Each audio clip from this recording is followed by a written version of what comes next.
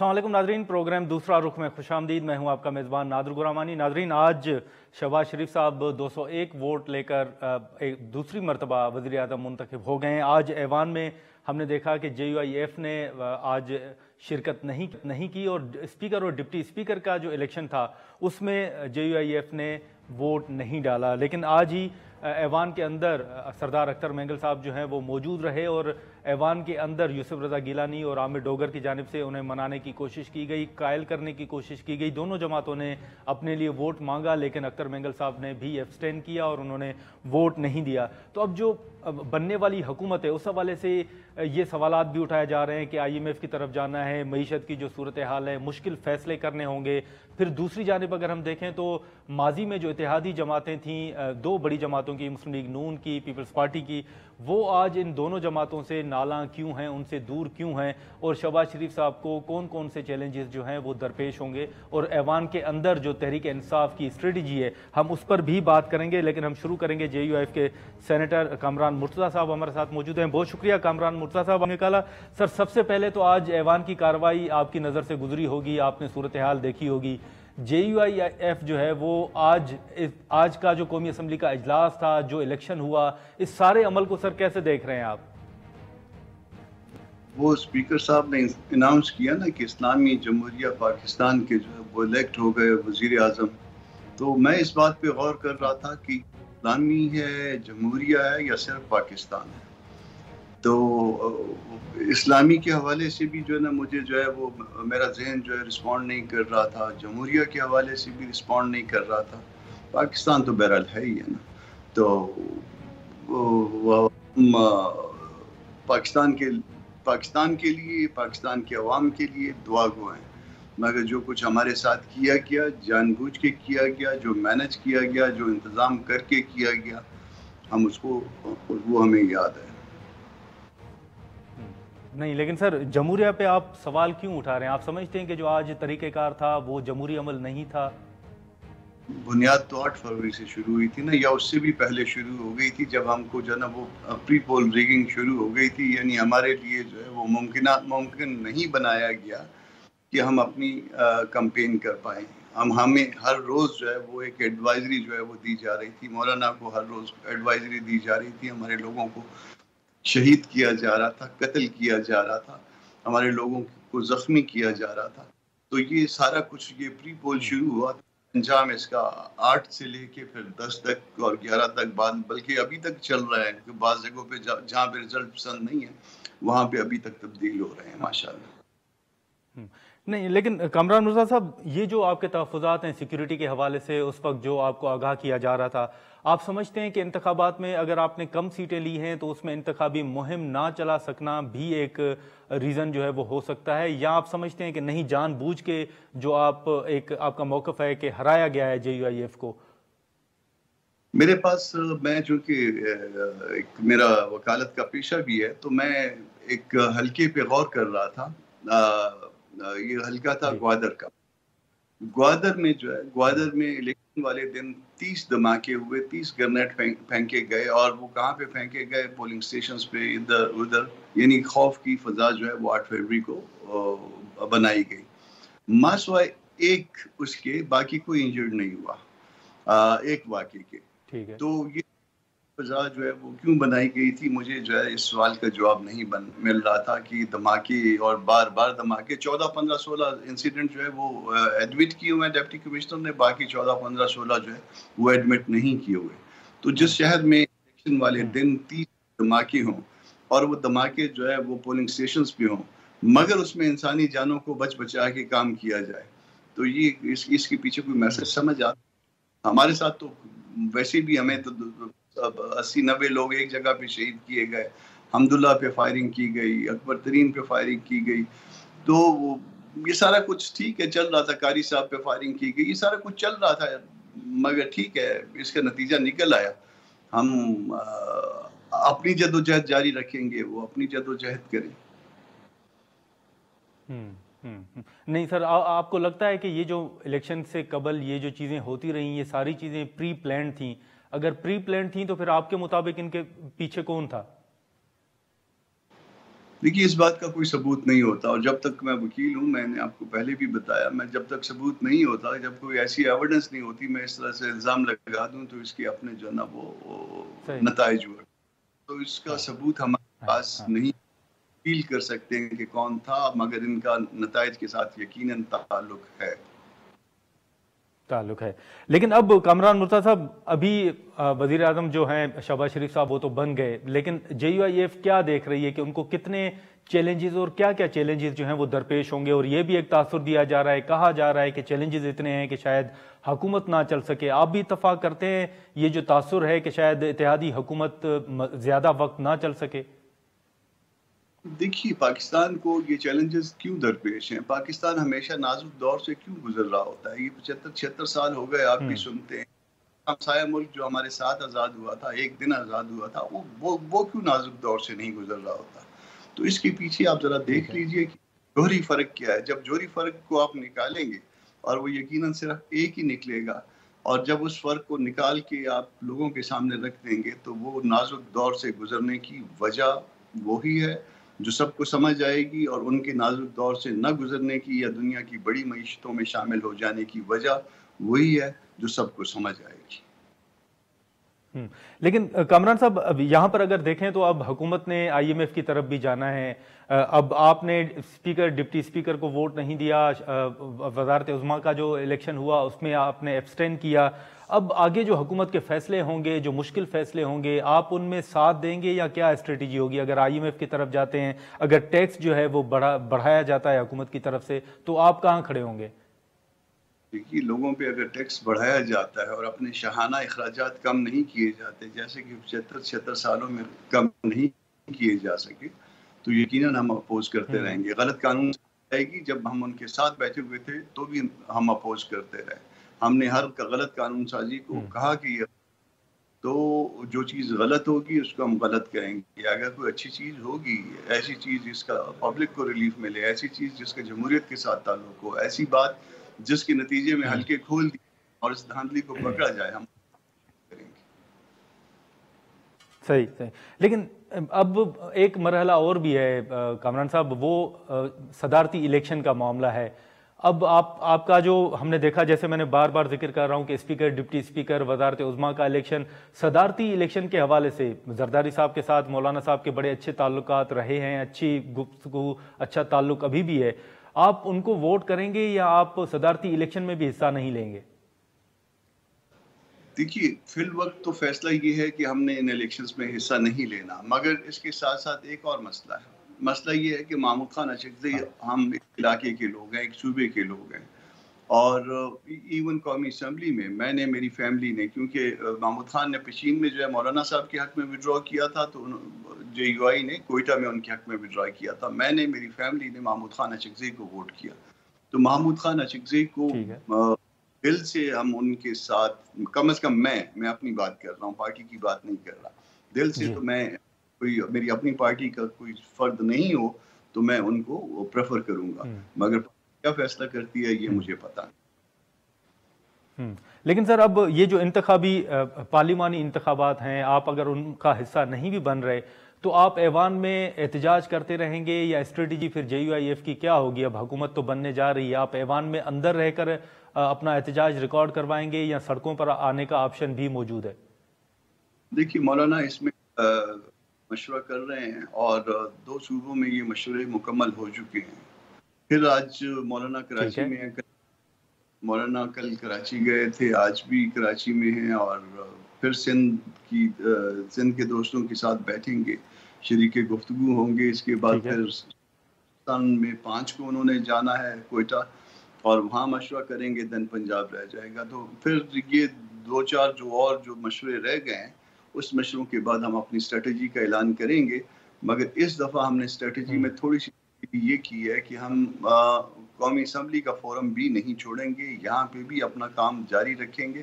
جو غلط ہے اس کو غلط کہتے رہیں گے، اور اس بار بار یاد دہانی کرائیں گے لوگوں کو بھی، اور ایوان کے اندر بھی یہ کام ہمارا جاری رہے گا. لیکن سر، جو 2 صوبوں نے سے مشاورت آپ کی مکمل ہوئی ہے، تو وہ 2 صوبے کیا چاہتے ہیں؟ وہ کیا کہہ رہے ہیں؟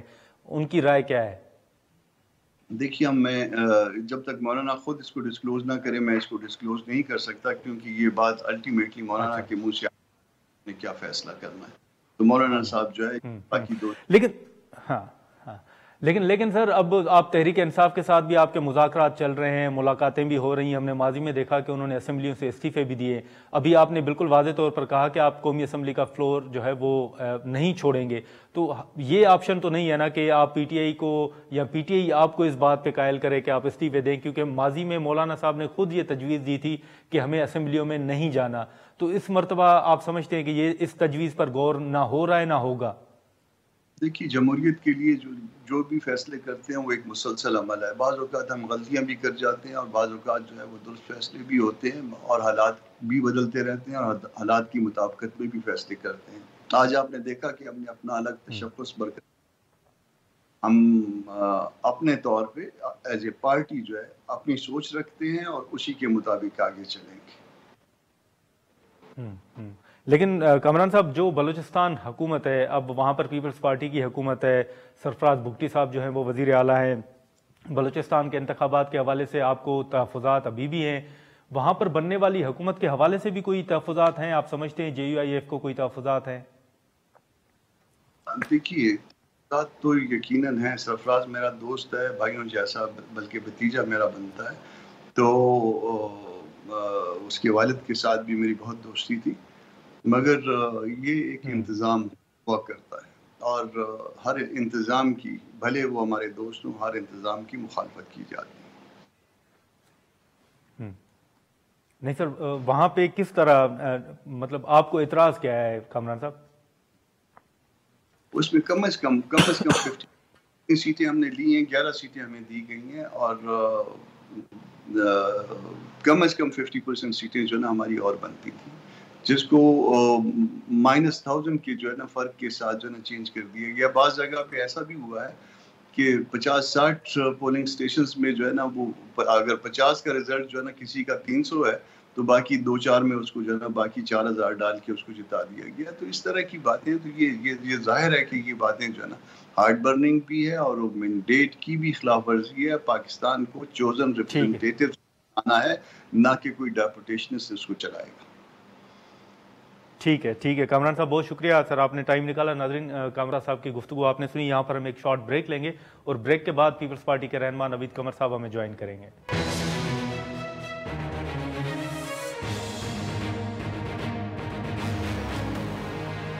پروگرام میں دوبارہ خوش آمدید. ناظرین، اب جو سوالات اٹھائے جا رہے ہیں کہ بننے والی حکومت کو چیلنجز درپیش ہوں گے، IMF کے ساتھ معاہدہ کرنا ہوگا، تو کیا مشکل فیصلے بھی کرنے ہوں گے اور اس میں جو اتحادی جماعتیں ہیں ان کا کردار کیا ہوگا؟ ہم بات کریں گے. پیپلز پارٹی کے سینئر رہنما نوید قمر صاحب ہمارے ساتھ موجود ہیں.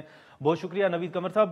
سر، آج اب الیکشن ہو گیا، اب آگے آپ کیا دیکھ رہے ہیں کہ شہباز شریف صاحب کے لیے کیا چیلنجز ہوں گے جو آپ دیکھ رہے ہیں کہ اہم چیلنجز ہوں گے جن کا اتحادی حکومت کو سامنا بھی کرنا ہوگا اور مشکل فیصلے بھی کرنے ہوں گے؟ جی بسم اللہ الرحمن الرحیم. میرا خیال ہے کہ سب سے بڑا چیلنج تو کسی بھی حکومت کے لیے اکنامک چیلنج ہی ہوتا ہے، خاص کر جو اس وقت پاکستان کی معاشی صورتحال ہے جس میں انفلیشن بھی کافی زیادہ ہے، حالانکہ کچھ تھوڑا بہت ٹیپر ڈاؤن ہونا شروع ہوا ہے. وہ ہے معاشی ترقی ہے، جو بے روزگاری کا ایشو ہے، یہ سارے کے سارے سامنے ہیں. پھر سیکولر ڈیٹ ہے، یہ تو اکنامک پرابلمس ہوئے. اس کے ساتھ ساتھ ظاہر ہے کہ ایک بہت ایجیٹیٹڈ اور بڑی اپوزیشن بھی ہے جو کہ اپنے جو مین ایجنڈا ہے کہ عمران خان صاحب کو کیسے ریلیز کرایا جائے، تو اس کو فورسفلی وہ پرسو کریں گے. تو پارلیمنٹ کو بھی بڑے صبر و تحمل سے و احتیاط سے چلانا ہوگا. اور اس کے بعد جو نارمل ہوتے ہیں کسی بھی گورنمنٹ کے لیے ایشوز، وہ سارے کے سارے ان کو تکمیل تک ان کو پہنچانا ہوگا. ہم نے ایک گورنمنٹ کو جب ووٹ ان کیا ہے تو اس کے ساتھ ساتھ یہ ضرور ہماری کوشش ہوگی کہ یہ گورنمنٹ جو ہے وہ چھوٹی موٹی ایشوز پہ ایسے نہ گرائی جائے، بلکہ اس کو ایک لانجیوٹی ملنی چاہیے، کیونکہ ملک کے لیے بھی بہتر نہیں ہے کہ اس وقت سڈنلی ایک کرائسس سچویشن میں چلے جائے یا اسمبلی ڈیزالو ہو جائے اور نئے الیکشنز میں چلے جائیں. اس قسم کی چیزوں سے اس وقت کسی کو فائدہ نہیں ہوگا. تو اس حد تک ہم ضرور ان کو سپورٹ کرتے جائیں گے. مشکل فیصلے ضرور کرنے ہوں گے، لیکن کچھ مشکل فیصلے کرتے وقت یہ خیال رکھنا پڑتا ہے کہ عوام پہ زیادہ بوجھ نہ آئے، بلکہ یہ بوجھ جو ہے وہ سپریڈ آؤٹ ہو دونوں طرف. تو آئی ایم ایف کا جو معاہدہ ہوگا اس کو بھی اس طرح سے جو ہے وہ نیگوشیٹ کرنا پڑے گا کہ بوجھ جو ہے وہ زیادہ سپریڈ نہ ہو. بوجھ ضرور ہوگا کیونکہ انٹرنیشنل پرائسز بڑھتی ہیں، فار ایگزامپل تیل کی یا کسی اور چیز کی، تو اس کا امپیکٹ جو ہے وہ ضرور پاس آن ہوتا ہے. لیکن اب انرجی پرائسز ہم کافی اوپر لے گئے ہیں، تو اس لحاظ سے میرا خیال ہے کہ ہمیں اور طرف دیکھنا چاہیے. ٹھیک ہے، لیکن نوید قمر صاحب، ہم آئی ایم ایف کے ساتھ جو مذاکرات کا معاملہ ہے اس طرف بھی آئیں گے، لیکن جو پی ٹی آئی کی آپ نے بات کی کہ وہ خان صاحب کی رہائی کی بات کریں گے، زور دیں گے، پیپلز پارٹی کا اس حوالے سے بڑا واضح موقف رہا ہے کہ کوئی سیاسی قیدی نہ ہو، کسی کے خلاف انتقامی کارروائی نہ ہو. کل اگر پی ٹی آئی آپ کے ساتھ یا نون لیگ کے ساتھ بیٹھ کے یہ مطالبہ سامنے رکھتی ہے تو بطور اتحادی جماعت آپ کیا پی ٹی آئی کے اس مطالبے کی حمایت کریں گے کہ خان صاحب کو رہا کیا جائے؟ دیکھیں، جہاں تک پولیٹیکل ایشوز کا تعلق ہے، خاص کر پولیٹیکل وکٹمائزیشن کا، پیپلز پارٹی نے ہمیشہ یہ پوزیشن دی ہے کہ حالانکہ ہمیں سب سے زیادہ ٹارگٹ کیا گیا ہے ذوالفقار علی بھٹو شہید سے لے کے آج دن تک، لیکن ہماری جو ہے اپنی فلسفی یہ کہتی ہے کہ جمہوریت میں ہر ایک کو حق ہونا چاہیے اپنی بات بھی آگے کرنے کو اور اپوزیشن بھی کرنے کا. خان صاحب کا انڈیویجول کیس کا میں اس لیے نہیں کہہ سکتا کہ خان صاحب کے جو کیسز ہیں، خاص کر 9 مئی وغیرہ کے حوالے سے، اس میں ظاہر ہے وہ کرمنل نیچر کے ہیں، اس کو اس طریقے سے دیکھنا ہوگا. لیکن بائی اینڈ لارج صرف اپوزیشن کو for the sake of the fact کہ وہ اس طرف ہیں ان کو وکٹمائز نہیں کرنا چاہیے. ممبر پارلیمنٹ ہیں، آج ہیں یا کل کچھ اور آئیں گے، تو ان کو بھی اس لحاظ سے ٹریٹ کیا جائے جیسا کہ آپ اپنے ٹریجری کے ممبرز کو ٹریٹ کرتے ہیں. ہاں لیکن سر نوید قمر صاحب، بطور سینئر سیاستدان، ماضی میں جتنے الیکشن ہوئے وزارت عظمیٰ کے لیے جو الیکشن ہوئے، اس میں کبھی بھی اگر ہم کہیں کہ قانونی طور پر یا پارلیمانی طریقہ کار کے تحت ہاؤس جو ہے وہ مکمل ہوتا ہے، ریزرو سیٹس جو ہیں وہ مکمل ہوتی ہیں. اس مرتبہ سنی اتحاد کونسل کو وہ سیٹیں نہیں ملیں. آپ سمجھتے ہیں کہ جو شہباز شریف صاحب کا الیکشن ہوا اس میں ہاؤس جو ہے وہ نامکمل تھا، سنی اتحاد کونسل کو نشستیں ملنی چاہیے تھیں؟ نہیں، پہلی چیز تو یہ کہ ہاؤس کبھی 100% مکمل نہیں ہوتا. ان پہ ایک آدھ تو ایسے بھی انسٹنسز ہیں جہاں آخر تک پورے 5 سال گزر گئے، ایک آدھ سیٹ جو ہے پھر بھی خالی رہی، ساؤتھ وزیرستان وغیرہ کی. تو ہاؤس مکمل ضرور ہوتا ہے. دیکھیں، یہ آرگیومنٹ درست نہیں ہے کہ کے پی کا ہاؤس جس میں ابھی تک وہ ڈیزگنیٹ جو ریزرو سیٹس ہیں ان کا فیصلہ نہیں ہوا، اس کو مکمل مانا جاتا ہے، اور اگر نیشنل اسمبلی میں جو ہے کچھ ریزرو سیٹس پر فیصلہ نہیں ہوا تو وہ نامکمل ہے. یہ تو عجیب سی وہ ہے argument. However, having said that, سوال یہ ہے کہ یہ سیٹیں کمپلیٹ ہونی چاہیے. الیکشن کمیشن نے یہ فیصلہ ریزرو کر کے رکھا ہوا ہے، تو اس میں پھر دیر نہیں ہونی چاہیے. جو بھی فیصلہ انہوں نے کرنا ہے ون وے اور ادر وہ ان کو کر لینا چاہیے. پھر جو بھی پارٹی اگریڈ ہوگی، ظاہر ہے اس کے لیے اور بھی فورمز ہیں جس میں وہ اپیلیٹ اس پہ جا سکتے ہیں. لیکن الیکشن کمیشن کو اب جلد سے جلد یہ فیصلہ کر لینا چاہیے. سر، ہم شروع میں ذکر کر رہے تھے آئی ایم ایف کے ساتھ مذاکرات کا، تو نوید قمر صاحب، اب جو Muslim League Noon I M F کے ساتھ مذاکرات کرے گی، جو بات چیت کرے گی، پیپلز پارٹی ماضی کی طرح ان مذاکرات کا حصہ بنے گی، یا آپ سمجھتے ہیں کہ آپ ان مذاکرات کا حصہ نہیں بنیں گے؟ دیکھیں، مذاکرات کا حصہ تو ہم اس لحاظ سے نہیں بنیں گے کہ ہم حکومت کا حصہ نہیں ہیں. تو جو حکومت ہے اس نے ہی یہ نیگوشیٹ کرنا ہوگا. آئی ایم ایف نے اب لیٹلی یہ پیٹرن اڈاپٹ کیا ہے کہ وہ باقی جماعتوں سے بھی کنسلٹیشن کرتے ہیں. تو آئی ایم شیور اس طریقے سے ضرور پیپلز پارٹی سے بھی الگ کنسلٹیشن ہوگی اور پروبیبلی پی ٹی آئی سے بھی الگ کنسلٹیشن ہوگی. لیکن ابھی نوید قمر صاحب جو اسحاق ڈار سے متعلق بات کی جا رہی ہے، خورشید شاہ صاحب نے واضح طور پر کہا کہ ماضی میں ڈار صاحب نے معیشت کو نقصان پہنچایا، تو اس مرتبہ ڈار صاحب کو وزیر خزانہ نہیں ہونا چاہیے. کیا پیپلز پارٹی کے ساتھ کابینہ کی تشکیل کے معاملے پر شہباز شریف صاحب آبویسلی کوئی مشاورت کریں گے آپ سمجھتے ہیں؟ اگر کریں گے تو پھر کیا واقعی پیپلز پارٹی سمجھتی ہے کہ ڈار صاحب کو وزارت خزانہ کا قلمدان نہیں ملنا چاہیے؟ دیکھیں، پہلی چیز تو یہ کہ یہ پرائم منسٹر کا پریروگیٹو ہوتا ہے کہ وہ کس کو اپنی کابینہ میں شامل کرتے ہیں اور کس کو نہیں کرتے. تو پیپلز پارٹی اس لحاظ سے تو نہیں انٹروین کرے گی اس سٹیج پہ. باقی ڈار صاحب کے لیے یہ میرا خیال ہے کہ سوچا جا رہا ہے کہ ان کو کوئی اور پورٹ فولیو دی جائے. ناظرین، یہاں پر ایک شارٹ بریک لیتے ہیں اور بریک کے بعد ہم یہیں سے بات کو آگے بڑھاتے ہیں.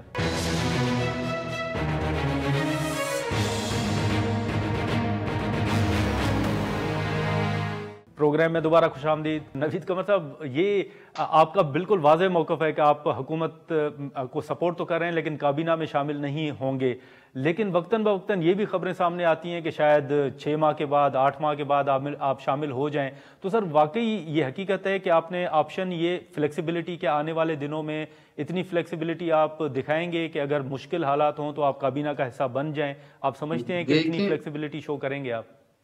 دیکھیں، اس وقت ہمارا سی ای سی کا فیصلہ ہے کہ ہم کابینہ میں شامل نہیں ہو رہے. تو میں تو اسی بات پہ ہی جا سکتا ہوں نا کہ جو کہ ہمارے فیصلے ہیں اور پبلکلی واضح کیے ہوئے ہیں. یہ تو اسپیکولیٹو باتیں ہیں کہ کل 8 مہینے کے بعد کیا ہوگا اور کون کس کے ساتھ کہاں ہوگا. یہ اس سٹیج پہ تو یہ میرا خیال ہے میچور ہے سوال کرنا. اچھا، ہاں ٹھیک ہے. لیکن نوید قمر صاحب، اسی کے ساتھ ساتھ اب اسپیکر، ڈپٹی اسپیکر، وزیر اعظم کا الیکشن تو ہو گیا، لیکن اب صدارتی الیکشن ابھی بھی رہتا ہے. ہم نے دیکھا کہ JUIF نالاں رہی، انہوں نے حصہ نہیں لیا، اختر مینگل صاحب نے حصہ نہیں لیا.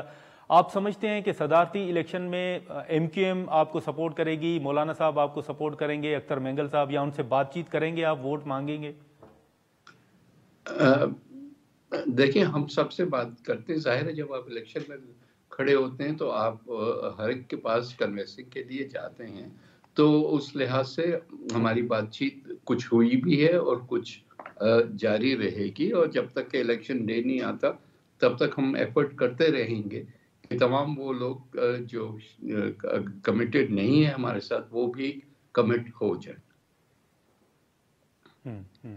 لیکن نوید قمر صاحب، یہ جو آپ ماضی میں جو 16 ماہ آپ کی سر حکومت رہی، اس میں مولانا صاحب آپ کے اتحادی رہے، اختر مینگل صاحب رہے، MQM رہی.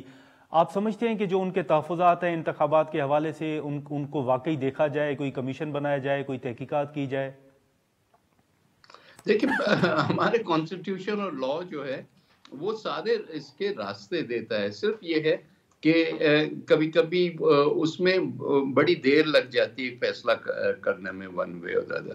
میرا خیال ہے کہ اگر انہی جو ہے انسٹیٹیوشنز کو یوز کیا جائے بجائے اس کے کہ نئے انسٹیٹیوشنز کریٹ کیے جائیں اس ماحول کے لیے، تو وہاں سے بھی ریلیف مل سکتا ہے. جو گریوینسز ہیں، گریوینسز پیپلز پارٹی کی بھی ہیں، ہماری جو ہیں کچھ سیٹیں ایسی ہیں جو کہ ہم جیت چکے تھے لیکن ہمیں لگتا ہے کہ ہمیں جو سیٹیں نہیں دی گئی. تو وہ جو نارمل پروسیس ہے الیکشن کمیشن کا، اس کے بعد سپریم کورٹ کا، اور بیچ میں 199 انووک کر کے ہائی کورٹس بھی ہوتی ہیں. تو یہ سارے کے سارے فورمز موجود ہیں. ان کی موجودگی میں ہم پھر نئے سرے سے ری انوینٹ دا ویل نہ کریں اور ان کو استعمال کریں اور اسی سے جو ہے وہ اس چیز کو سارٹ آؤٹ کریں. نوید قمر صاحب، سر آخری سوال ہوگا آپ سے کہ اس وقت آپ نے دیکھا کہ جو قومی اسمبلی کا اجلاس ہوا، پہلے بھی جو اجلاس ہوئے، ایون جب اوتھ ٹیکنگ ہوئی تو اس وقت بھی سنی اتحاد کونسل کے جو اراکین ہیں انہوں نے احتجاج کیا ایوان کے اندر، اور آج بھی احتجاج رہا. اب یہ اگر ہر روز اجلاس ہو اور ایسی صورتحال پیدا ہو تو پیپلز پارٹی کی سر کیا تجویز ہے کہ قائد ایوان کو اپوزیشن کے ساتھ بیٹھنا چاہیے، یا آپ کیا تجویز کریں گے کہ ایوان کے اندر جو ماحول ہے وہ بہتر رہے؟ देखिए, पहली चीज़ तो ये है कि इवन वज़ीर-ए-आज़म साहब जो आज इलेक्शन के बाद तकरीर की, उसमें भी उन्होंने रिकंसिलिएशन की बात की। तो मेरा ख़्याल है कि वही एक ठीक है। तरीका है इन सारी चीज़ को सॉर्ट आउट करने का। ज़ाहिर है कि इस वक़्त तो 2 एक्सट्रीम्स पे खड़े हैं। हमारी डेफ़िनेटली ये उनके साथ ख़ासकर गवर्नमेंट ऑफ द डे से ये होगी कि भाई आप इस सारी चीज़ को परस्यू करें और सीरियसली परस्यू करें, क्योंकि at the end of the day वो नाराज़गी तो जो दिखा रहे हैं सारे लोग, वो अपनी जगह पे, लेकिन फिर मुल्क का भी कुछ करना है, लोगों का भी जिन्होंने वोट दिए हैं उनका भी कुछ करना है, तो we have to move forward from there. तो बहुत अच्छा होगा अगर कोई ना कोई कम से कम एक वर्किंग रिलेशन की लेवल तक तो कम से कम चीज़ें आ जानी चाहिए। आ जाएंगे। ठीक है नवीद कमर साहब, बहुत शुक्रिया सर, आपने टाइम निकाला। नाजरीन, नवीद कमर साहब की गुफ्तगू आपने सुनी। यहाँ पर हम एक शॉर्ट ब्रेक लेंगे और ब्रेक के बाद जो तहरीक इंसाफ ने आज ऐवान के अंदर एहतजाज किया, जो उनका मौक़िफ़ रहा और आगे पीटीआई की स्ट्रेटजी क्या होगी, हम उसी मामले पर बात करेंगे। पीटीआई की रहनुमा मेहरबानू कुरैशी साहिबा हमें ज्वाइन करेंगे।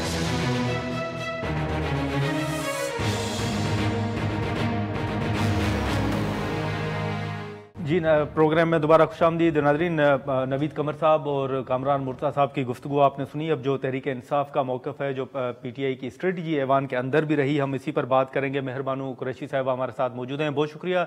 कुरैशी साहिबा, इस वक्त अगर आप देखें तो आज इलेक्शन हो गया, पीटीआई की जानिब से ऐवान में एहतजाज भी किया गया। हमने देखा कि वहाँ पर जो स्ट्रेटजी थी, अब वहाँ पर पहले तो यह है कि मुख्तलिफ राय सामने आ रही है कि हम ऐवान को चलने नहीं देंगे। असद कैसर साहब कह रहे हैं कि नहीं, हम आइन और कानून के मुताबिक चलेंगे। लेकिन सबसे पहले तो ये बताइएगा कि आज के इलेक्शन के बाद अब पीटीआई की ऐवान के अंदर या बाहर स्ट्रेटजी क्या होगी पीटीआई की? देखिए, हम सबसे पहले तो अस्सलाम वालेकुम, आपका बहुत शुक्रिया कि आपने टाइम दिया।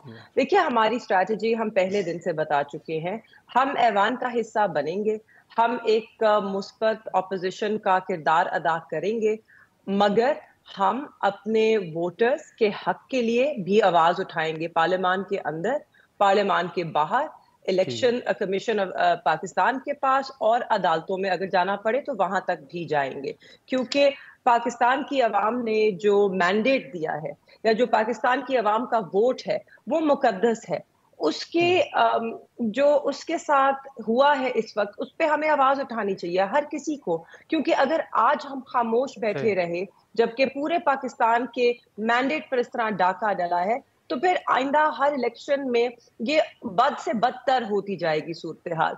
और आप देखिएगा कि इस दफा आपने देखा कि नौजवान पाकिस्तानी ने भरपूर हिस्सा लिया इस इलेक्शन में, जो कि खुशाइन बात है। ये आपको बताती है कि नौजवान पाकिस्तानी जो हैं वो अभी भी सिस्टम में यकीन रखते हैं, उनकी अभी भी जमहूरियत से उम्मीदें हैं, उमंगे हैं। हमने इस उम्मीद को ना उम्मीदी में या मायूसी में नहीं तब्दील करना, और ये तभी हम इसे रोक पाएंगे जब हम इसके लिए लड़ेंगे, आवाज उठाएंगे और नौजवानों को भी ये पैगाम देंगे कि हम उनके साथ खड़े हैं, हम उनके हक के लिए, उनकी आवाज के लिए, उनके मुस्तकबिल के लिए लड़ रहे हैं। लेकिन अब यहाँ पर मेहरबानू साहिबा, अगर जो पीटीआई का दावा है कि आपकी निशिस्तें ज्यादा हैं, कम दी गई हैं, या फिर ये जो मखसूस निशिस्तों का मामला है वो भी आपको नहीं मिली, इलेक्शन कमीशन ने फैसला महफूज कर रखा है, कल अगर आपके ये निशिस्तें भी मिल जाती हैं, या जो आप मौलाना साहब से गुफ्तगू कर रहे हैं या दीगर जमातों से, कल अगर आप समझते हैं कि आपकी जो नंबर गेम है वो मुकम्मल होती है, नंबर बढ़ जाते हैं, तो क्या पीटीआई ऐवान के अंदर शहबाज शरीफ साहब की हुकूमत के खिलाफ नो कॉन्फिडेंस मोशन लाने पर भी गौर कर सकती है? जी देखिए, बिल्कुल, अगर हमारा मैंडेट बहाल होता है और हमें अदालतों से और इलेक्शन कमीशन ऑफ पाकिस्तान से इंसाफ मिलता है, तो हम बिल्कुल ये कदम उठा सकते हैं कि हम वज़ीर आज़म से कहें कि वो वोट ऑफ कॉन्फिडेंस लें, और अगर वो उसको लेने में नाकामयाब हुए तो फिर हम बिल्कुल ये मुतालबा करेंगे कि जिस जमात के पास अवाम का मैंडेट है, भारी तादाद है असेंबली में, उसी को हुकूमत बनाने का हक दिया जाए। मगर आपके सामने है کہ الیکشن کمیشن آف پاکستان نے فیصلہ محفوظ کر لیا، مگر فیصلہ انہوں نے سنایا نہیں، حالانکہ انہیں ذمہ داری کا مظاہرہ کرتے ہوئے یہ فیصلہ سنانا چاہیے تھا، کیونکہ محفوظ تو کر بیٹھے ہیں نا۔ آج وزیر اعظم پاکستان کا الیکشن ایک نامکمل پارلیمان میں ہوا ہے، اس سے نہ ہم نے جمہوریت کو تقویت دی ہے اور نہ ہی ہم نے پارلیمان کو مقدس سمجھا ہے۔ پارلیمان کے کچھ اصول ہوتے ہیں، انکمپلیٹ ہاؤس میں اگر آپ الیکشنز کروائیں گے تو پھر وزیر اعظم کا کیا مینڈیٹ رہے گا، مگر جہاں پہ وزیر اعظم صاحب خود فارم 45 پہ اپنا الیکشن ہی نہیں جیتے تو وہاں پہ ہم مینڈیٹ کی کیا بات کریں۔ اس پارلیمان کے پاس عوام کا مینڈیٹ ہی نہیں ہے، کیونکہ یہاں پر ہارے ہوئے لوگ، جن لوگوں کو پاکستان کی عوام نے مسترد کیا ہے، وہ گھس بیٹھیے بن کے، جیسے کہتے ہیں aliens in the house, they are aliens on the floor of the assembly and they have no right to be there. لیکن آج اگر آپ کے سامنے یا آپ کی نظر سے جو قومی اسمبلی کے مناظر ہیں وہ گزرے ہوں، تو وہاں پر ہم نے دیکھا کہ تحریک انصاف نے احتجاج کیا، جمشید دستی صاحب جو ہیں وہ وہاں پر نعرے بازی کرتے رہے، وہ اپنے ساتھ پالش اور برش بھی ساتھ لے کر آئے تھے۔ آپ سمجھتی ہیں کہ یہ احتجاج کا یہ طریقہ کار جو ہے وہ مناسب ہے پارلیمان کے اندر؟ آپ اس بات کو انڈورس کرتی ہیں؟ جی مجھے بتائیے، کیا آپ اس بات کو انڈورس کرتے ہیں کہ پنجاب اسمبلی میں بھی اور نیشنل اسمبلی میں بھی لوگ گھڑیاں اتار کے گھماتے رہے؟ اس پہ تو میں نے نہیں سنا کسی کو اعتراض کرتے ہوئے یا بات کرتے ہوئے یا اس نقطے کو اٹھاتے ہوئے بھی۔ صرف پاکستان تحریک انصاف کی جو اقدام ہے یا جو وہ کرتے ہیں وہ سب کو نظر آتے ہیں۔ باقیوں نے مجھے یہ بتائیے، مجھے تو لگ رہا ہے، مجھے بہت ایکچولی ڈس اپوائنٹڈ، کیونکہ پاکستان کی عوام پہ، پاکستان کی عوام کے مینڈیٹ پہ، ووٹ پہ ڈاکہ ڈلا ہے، مگر لوگ اس پہ بات نہیں کر رہے، اس پہ اس طرح تنقید نہیں ہو رہی کہ اس وقت پارلیمان میں جو لوگ بیٹھے ہیں، جو حلف اٹھا رہے ہیں، قرآن مجید پہ حلف اٹھا رہے ہیں، جو آج بڑے بڑے عہدوں پہ فائز ہونے جا رہے ہیں، وہ اپنا عوام سے الیکٹ ہو کر ہی نہیں آئے۔ کیا ہم سب کو اس پہ شور نہیں مچانا چاہیے؟ کیا پاکستان کی جمہوریت اتنی کمزور ہے یا اتنی irrelevant ہے کہ ہم اس کو اتنی اہمیت بھی نہ دیں کہ ہم اس کے لیے لڑیں اور اس کے لیے گفتگو کریں، ہم سائڈ ٹریک ہو جائیں ان چھوٹے چھوٹے مسئلوں میں؟ سب سے بڑا مسئلہ اس وقت پاکستان میں یہ ہے کہ آپ کے پاس ایک ایسی حکومت بننے جا رہی ہے جس کو عوام نے منتخب نہیں کیا۔ لیکن مہربانو صاحبہ، اسی کے حوالے سے اب الیکشن کمیشن کا آپ نے ذکر کیا تو انہوں نے فیصلہ محفوظ کر رکھا ہے۔ اب کل اگر ایک یہ بھی ممکن ہے کہ اگر وہ آپ کے فیصلہ حق میں آ جاتا ہے یا نہیں بھی آتا، تو دونوں صورتوں میں پی ٹی آئی کی اسٹریٹجی تو ہوگی کہ سپریم کورٹ سے رجوع کیا جائے گا یا الیکشن کمیشن میں آپ نظر ثانی کی درخواست دائر کریں گے یا سپریم کورٹ جائیں گے۔ تو اس حوالے سے کوئی آپ کی اسٹریٹجی جو ہے وہ اس کو حتمی شکل دی گئی ہے پی ٹی آئی کی جانب سے؟ جی دیکھیے، جیسے جیسے چیزیں ہوں گی ویسے ویسے ہم آپ کو بتاتے جائیں گے، مگر آپ نے بالکل درست فرمایا، ہم کوئی فورم خالی نہیں چھوڑیں گے، ہم ہر فورم جائیں گے اپنی جماعت کے لیے، اس کے ورکر کے لیے، اس کے ووٹر کے لیے انصاف لینے۔ ہاں، لیکن یہاں پر مہربانو صاحبہ ایک ڈیولپمنٹ آج کی ہے کہ گیلانی صاحب جو ہیں وہ قومی اسمبلی کا الیکشن لڑے، انہوں نے حلف بھی اٹھایا، آج انہوں نے دوبارہ سینٹ کا الیکشن لڑنے کا فیصلہ کیا ہے، کاغذات نامزدگی انہوں نے جمع کرا دی ہیں، اسلام آباد سے سینٹ کا الیکشن وہ لڑ رہے ہیں۔ اب وہ ملتان کی نشست جو ہے وہ چھوڑیں گے، تو آپ کیا وہاں سے الیکشن لڑیں گی یا پی ٹی آئی کی طرف سے وہاں پر کون حصہ لے گا؟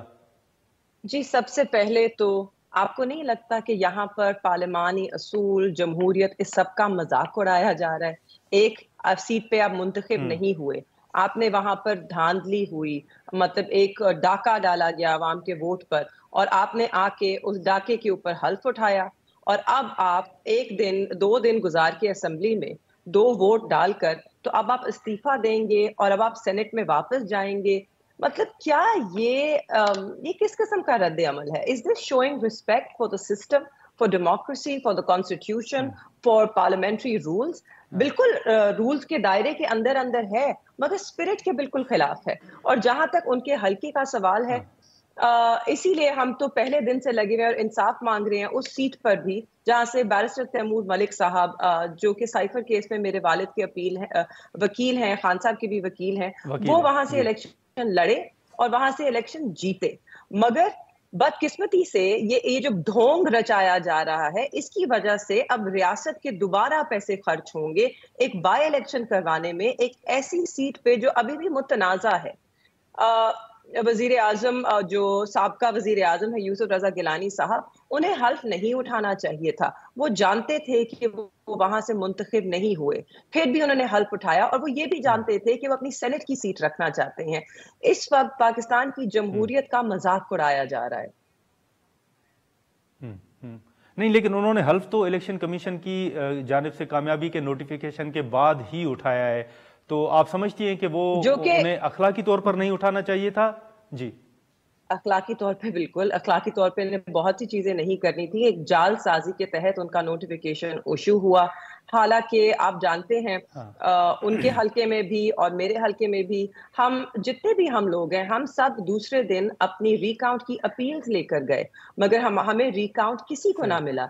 ना तैमूर मलिक साहब को आरओ साहब ने दिया, पर चले उनके आरओ साहब तक उनको रसाई मिली। जहां तक मेरा सवाल है, मेरे आरओ से तो मेरी कोई मुलाकात ही नहीं, उन्होंने मेरी अपील एक्सेप्ट ही नहीं की। मुल्तान में एक तीसरा हलका है पंजाब असेंबली का, PP 218 ज़हूर भुट्टा साहब का, उनकी भी रिकाउंट की अपील किसी ने उस पर किसी की सुनवाई ना हुई, उन्होंने एक्सेप्ट ही ना की। हम सब इलेक्शन कमीशन ऑफ पाकिस्तान में अपील्स लेकर गए हैं। और ताज्जुब की या दिलचस्प बात यह है कि जो जमातों से जीतने वाले हैं, उन जिन्होंने रिकाउंट की अपील्स दायर की, उनकी अपील्स जो हैं वो कबूल भी हो गई, उन पे रिकाउंट भी हो गया, और नून लीग के जो नुमाइंदे हैं उन्हें अब विनर भी डिक्लेयर कर दिया गया है। तो पूरे सिस्टम का मजाक उड़ाया जा रहा है। लेकिन मेहरबानू साहबा, यहाँ पर एक मुख्तसर आखिरी सवाल होगा। ये बताइएगा कि आपकी शामीउन कुरैशी साहब से अगर हालिया दिनों में कोई मुलाकात हुई हो तो बताइएगा कि इंतखाबात के बाद वो या खान साहब क्या सोच रहे हैं, उनकी हिदायत क्या है? जी, मेरी मुलाकात उनसे हुई थी पिछले हफ्ते। तब तक तो ये जो हल्फ नहीं उठाया था हमारे मेंबरान ने, हम सब इलेक्शन कमीशन ऑफ पाकिस्तान में अपनी अपील्स दायर की नहीं थी। और मैं आपकी मालूमात के लिए बता दूं, 500 के करीब अपीलें जो हैं वो इलेक्शन कमीशन ऑफ पाकिस्तान के पास दायर हुई हैं इस वक्त। और अफसोस की बात ये है कि वो ज्यादातर केसेस को उठा के ट्राइब्यूनल्स में भेज रहे हैं, मगर इलेक्शन ट्राइब्यूनल्स भी उन्होंने इस तरह सेटअप किए हैं कि हर जगह सिर्फ एक एक बेंच है, तो सिर्फ एक बेंच सुनेगी और शायद 15-20 साल में सुनवाई हो जाएगी अगर इसी तरीके से हम चलेंगे। ये सब पूरा लेकिन कुरैशी साहब क्या सोच रहे हैं इलेक्शन के बाद जो नतायज आए? खान साहब क्या सोच रहे हैं या कुरैशी साहब क्या सोच रहे हैं? जहां तक वो देख रहे हैं सूरत हाल को, उन्हें ये हुकूमत चलती भी नहीं नजर आ रही है। उन्हें लगता है कि आज नहीं तो कल इंसाफ करना होगा, चाहे वो इलेक्शन कमीशन ऑफ पाकिस्तान करे, हाई कोर्ट करे या फिर सुप्रीम कोर्ट ऑफ पाकिस्तान करे, मगर किसी लेवल तक जाकर हमें इंसाफ जरूर मिलेगा, क्योंकि जो ना आपका जमहूरी सिस्टम है, ना पार्लिमानी सिस्टम, ना हुकूमत, ये तीनों इस तरह मैंडेट के बगैर नहीं चल सकती हैं। ये एक बहुत मुतनाज़ा इलेक्शन है। हम माजी के इलेक्शंस की बात करते हैं, उनमें हमेशा खदशा रहा है, हमेशा गुफ्तगू हुई है, मगर इस दफा जिस पैमाने पर ये धांधला हुआ है और जिस तरीके से, जिस भोंडे तरीके से ये किया गया है, इसकी कोई मिसाल ही नहीं है। ठीक है मेहरबान साहिबा, बहुत शुक्रिया। नाज़रीन, मेहरबान साहिबा की गुफ्तगू आपने सुनी। नवीद कमर साहब और कामरान मुर्तज़ा साहब भी हमारे साथ मौजूद थे। अब देखेंगे आने वाले दिनों में जो कौमी असम्बली का इजलास है या फिर सदारती इलेक्शन है, सदारती इलेक्शन के हवाले से ख़ास तौर पर क्या पीपल्स पार्टी, MQM, JUIF और अख्तर मेंगल साहब को मनाने में कामयाब होती है या नहीं। आज के प्रोग्राम में इतना ही, इजाज़त दीजिए। अल्लाह हाफिज़।